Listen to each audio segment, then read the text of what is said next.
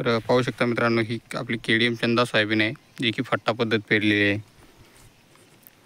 तर मधातला फट्टा हा पूर्णपणे झाकत आलेला आहे. ज्यावेळेस आपण पेरणी यंत्राने पेरतो त्यावेळेस आपण जे 4 नंबरचं तास येतं आपलं तुरीचं तास डायरेक्ट बंद केलेलं आहे.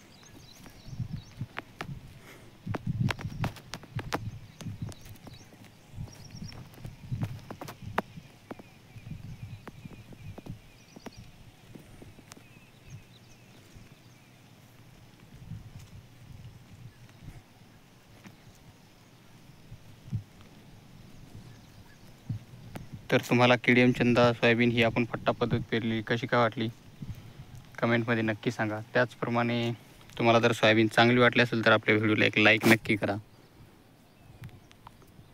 आणि तसेच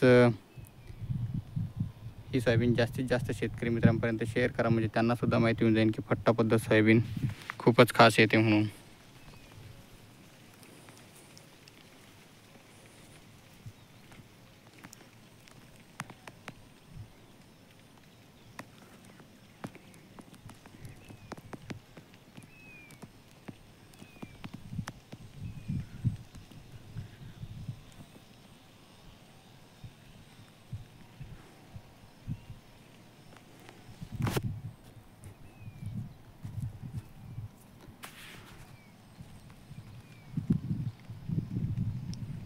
मी तुम्हाला थोडंफार झूम करून दाखवतो.